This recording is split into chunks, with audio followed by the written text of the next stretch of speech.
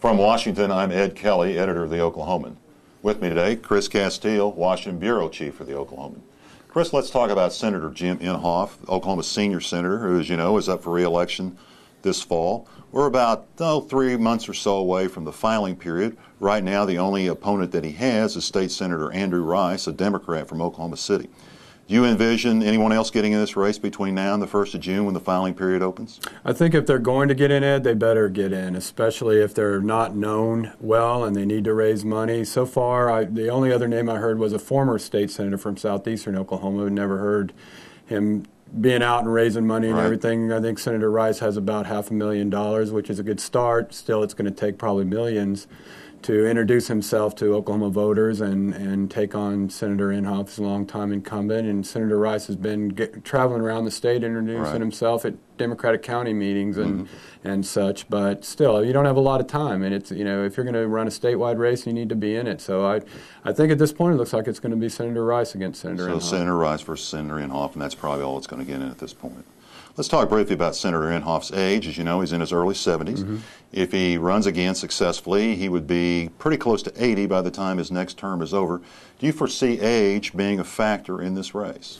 Well, I don't know. I mean, Senator Rice may try to bring up his age, maybe in the context of it's time for a younger person in the seat. I'm not sure, at least from what I've seen of Senator Inhofe, that he doesn't have the energy to do, because I believe, you know, he shows that he does. He does a lot of traveling when the Senate's not in session, goes to Iraq a lot, goes to Africa, does a lot of traveling around the country to military bases, and seems to have a pretty high energy level for a man his age. And he serves in a body that is not, as Strom Thurmond served there until he was 100. Senate President Pro Tem Robert Byrd from West Virginia is 90, and I looked recently, there's about a dozen people who are right at Senator Inhofe's age in the Senate, so it's not a disqualifier. No, and so he's a relatively young man compared to his peers. Chris, you've worked in Washington here now for the Oklahoman nearly as long as Jim Inhofe has been in the Congress. Inhofe came to the Congress in 1987 as a House member from Tulsa, and of course won the Senate seat in November of 1994. You came in 1990.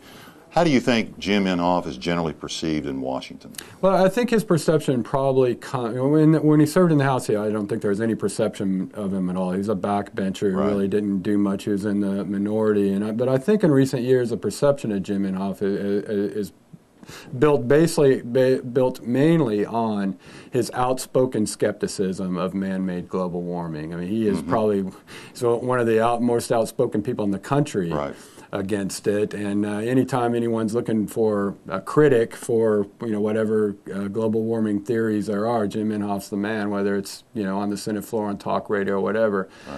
And I think in that way he's kind of found himself out on the fringe, as well as a few years ago in the hearings about Abu Ghraib, the prison in Iraq. He made some comments that again were the source of some criticism about him. He seemed to almost defend what others found to be indefensible. So I think a lot of the perception of Inhofe comes from a couple of things, and those are a couple of them. Okay. There you have it. Thanks, Chris. Look for more from Chris Castile here on News OK TV, as well as the stories in upcoming days and weeks in the Oklahoman.